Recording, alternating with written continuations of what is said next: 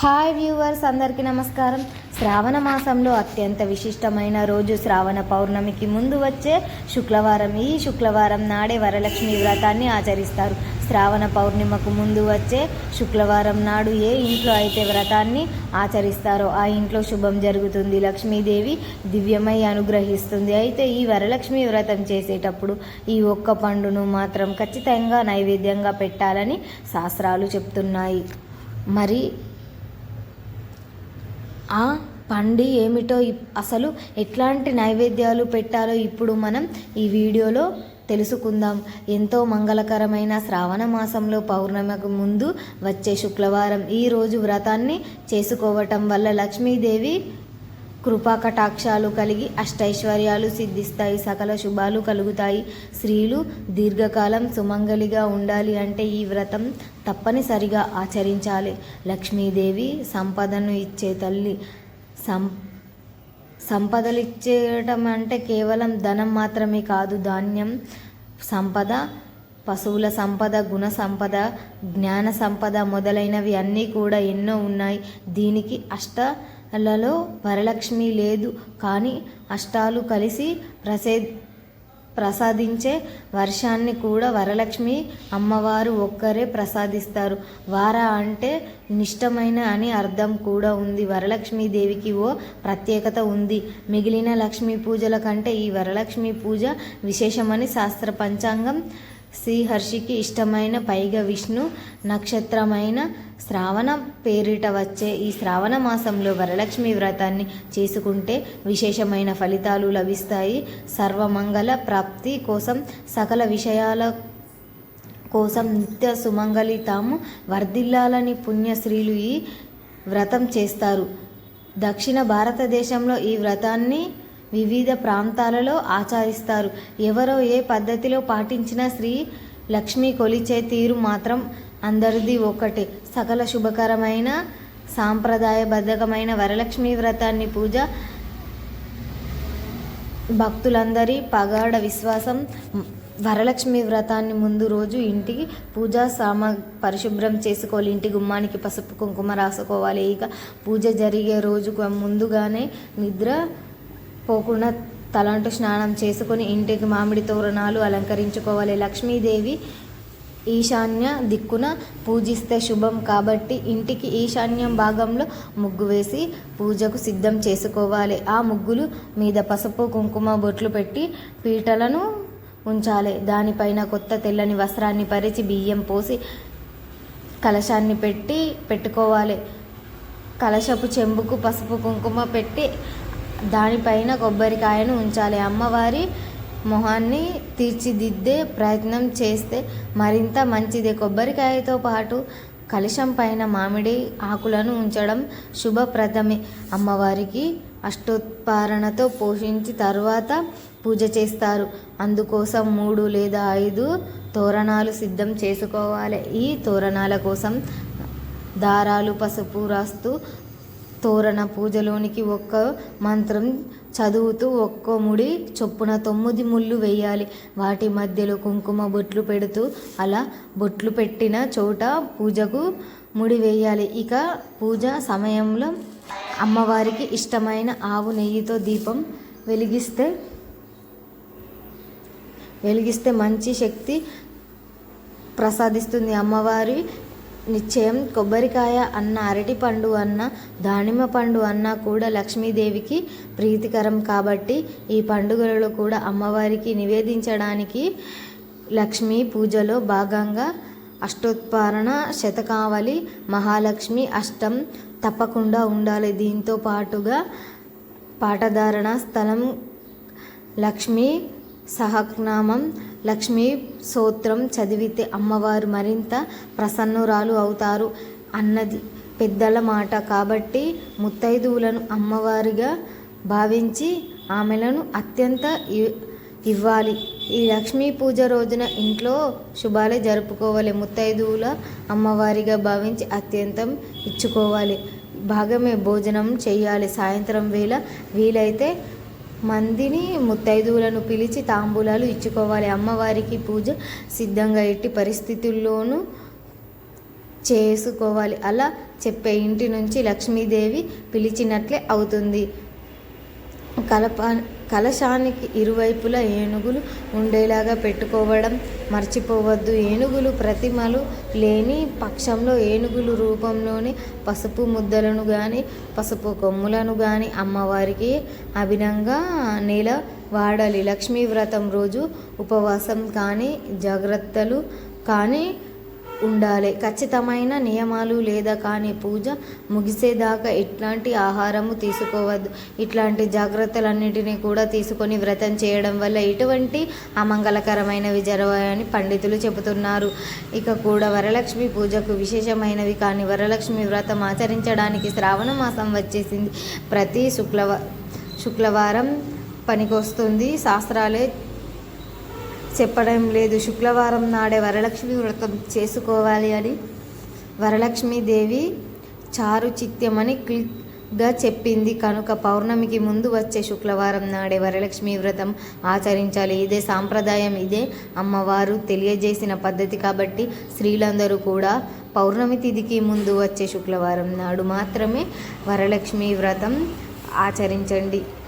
అలా కాకుండా మీరు కుదిరినప్పుడు మీకు టైం దొరికినప్పుడు చేసుకుంటే కనుక అది అమ్మవారి మాటను తిరస్కరించినట్లే అవుతుంది. వరలక్ష్మి వ్రతం రోజు నెలసరి వస్తే ఆ నెలసరిలో ఉండే తరువాత వచ్చే 3వ శుక్రవారం నాడు వరలక్ష్మి పూజ చేసుకోవచ్చు.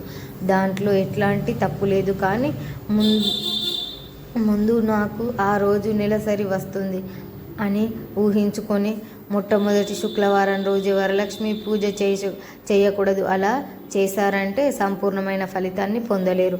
అమ్మవారు చెప్పిన ప్రకారంగానే పూజ చేసుకోవాలి.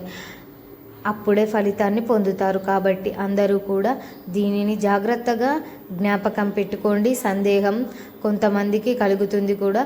ఈ వరలక్ష్మి వ్రతం చేయకూడదు. అలాగే 5-6 నెలలు ఉన్నవారు బెడ్ రెస్ట్ తీసుకోవాలని చెప్పిన గర్భవంతులు లక్ష్మీదేవి వ్రతం చేయకుండా ఉండడమే మంచిది.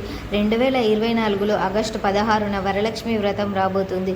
5వ దివ్యమైన మాసం శ్రావణ మాసం. ఈ మాసంలో భక్తులతో వేడుకుంటే వరాలిచ్చే తల్లి వరలక్ష్మీదేవి కోరింది తీరుస్తుంది. వ్రతాన్ని ఆంధ్రప్రదేశ్, తెలంగాణ, కర్ణాటక రాష్ట్రాలలో స్త్రీలందరూ కూడా చేసుకుంటారు. ఈ వ్రతానికి ముఖ్యంగా వివాహమైన స్త్రీలు నిర్వహిస్తారు. ఈ రోజున వరలక్ష్మీ దేవిని పూజిస్తే అష్టలక్ష్మి పూజలకు సమానమైన నమ్మకంతో కుటుంబ సభ్యులు కూడా వరలక్ష్మి పూజలో పాల్గొంటూ ఉంటారు. ముఖ్యంగా మంచిగా భర్త కుమారుడు కలగాలి అని కూడా అమ్మవారిని ఈ పూజకు కోరుకుంటారు, పూజలు చేస్తారు. లక్ష్మీదేవిని పూజిస్తే అష్టైశ్వర్యాలు అయినటువంటి సంపద, భూమి, ప్రేమ, కీర్తి, ప్రతిష్టలు, సంతోషం, శక్తి వంటివి లభిస్తాయి అని ప్రగాఢ విశ్వాసం. లక్ష్మీ అమ్మవారి వ్రతాన్ని ఆచరించిన వాడికి ఏ నిష్టలు, నియమాలు, మరుగులు అవసరం లేదు. నిశ్చయమైన భక్తి, ఏకాగ్రత చిత్తం ఉంటే చాలు. వరలక్ష్మి వ్రతం ఎంతో మంగళకరమైనది. శ్రావణ మాసంలో పౌర్ణమికి ముందు వచ్చే శుక్రవారం రోజుకి ఈ వ్రతాన్ని చేసుకోవడం వల్ల లక్ష్మీదేవి కృపా కటాక్షాలు కలిగి ఐశ్వర్యం సిద్ధిస్తుంది, సకల శుభాలు జరుగుతాయి. స్త్రీలు దీర్ఘకాలం సుమంగలిగా ఉండాలి అంటే ఈ వ్రతం తప్పనిసరిగా ఆచరించాలి. లక్ష్మీదేవి సంపదను ఇచ్చే తల్లి. సంపదను ఇచ్చడమే కాదు, కేవలం ధనం మాత్రమే కాదు, ధాన్యం సంపద, పశువుల గుణ సంపద, జ్ఞాన సంపద మొదలైనవి ఎన్నో ఉన్నాయి. నిజానికి అష్టలక్ష్మిలలో వరలక్ష్మి లేదు, కానీ అష్టలక్షలు కలిసి ప్రసాదించే వరాలను కూడా ఆ లక్ష్మీ అమ్మవారు ఒక్కటే కాబట్టి అష్టమైన అనే అర్థం కూడా ఉంది. కాబట్టి వరలక్ష్మీ దేవికి ఓ ప్రత్యేకత ఉంది. మిగతా లక్ష్మీ పూజల కంటే ఈ వరలక్ష్మి పూజ విశేషమని శాస్త్రవేదం చెప్తుంది. శ్రీహరికి ఇష్టమైన, పైగా విష్ణువుకు జన్మ నక్షత్రమైన శ్రావణ మాసం పేరిట వచ్చే శ్రావణ మాసంలో వరలక్ష్మి వ్రతాన్ని చేసుకుంటే విశేషమైన ఫలితాలు లభిస్తాయి. సర్వమంగళి సంక్రాంతి సకల కోసం నిత్యం సుమంగళి తాము వర్ధిల్లాలని పుణ్యశ్రీలు ఈ వ్రతం చేస్తారు. ఎవరు ఏ పద్ధతిలో పాటించినా లక్ష్మీదేవిని కొలిచే తీరు మాత్రం ఒకటి. అందరిది ఒకటే. సకల శుభకరమైన సర్వమంగళకరమైన వరలక్ష్మీదేవిని పూజిస్తే పూజలు చేసుకుంటూ ఉంటారు. భక్తులందరి ప్రగాఢ విశ్వసించి వ్రతాన్ని ఎవరైనా సరే చేసుకోవచ్చు. ఇట్లాంటి కుల వర్ణ భేదాలు లేవు. అవవాతీలు ఉన్నవారు కలశం పెట్టుకొని చేసుకోవచ్చు. లేనివారు అమ్మవాతి లేనివారు అమ్మవారి ఫోటో పెట్టుకొని పూజ చేసుకోవచ్చు. అంటే ఖచ్చితంగా కలశం పెట్టుకొని పూజ చేసుకోవచ్చు. దానికి వలన ఇట్లాంటి దోషాలు రావు. పెట్టుకొని లేకపోతే ఫోటో పెట్టుకొని పూజ చేసుకోవచ్చు. ఎట్లాంటివి చేసినా సరే భక్తి అనేది ఉండాలి. అమ్మవారి బొట్టు పెట్టుకోండి, పూజ దండ లేదా పూలు సమర్పించండి, లక్ష్మీ ఫోటోకు స్తోత్రం చదువుకోండి, అమ్మవారి నామధేయాలు చదువుకుంటూ ఉండండి, సమర్పించండి. దీపం ధూపం తాంబూలాలు నైవేద్యాలు సమర్పించండి. ఇక ఆ తర్వాత చుట్టుపక్కల వాళ్లకు తాంబూలాలు ఇచ్చిపుచ్చుకోండి. ఇది వరలక్ష్మి వ్రతం చేసుకునే పద్ధతి. వరలక్ష్మి వ్రతాన్ని సింపుల్గా చేసుకోవచ్చు లేదా గ్రాండ్గా చేసుకోవచ్చు. ఎంతమందికి అయినా సరే తాంబూలాలు ఇచ్చుకోవచ్చు. ఈ వ్రతం ఈ శ్రావణ మాసం రోజుల్లో వచ్చే తాంబూలం వలన చాలా చక్కటి ఫలితం కలుగుతుంది. పసుపు కుంకుమలు ఇవన్నీ కలిసి తాంబూలం ఇవ్వాలి. వీటితో పాటు కొంతమంది తిలకం కాటుక గాజులు కూడా ఇస్తారు. ఇలా కూడా ఇచ్చుకోవచ్చు.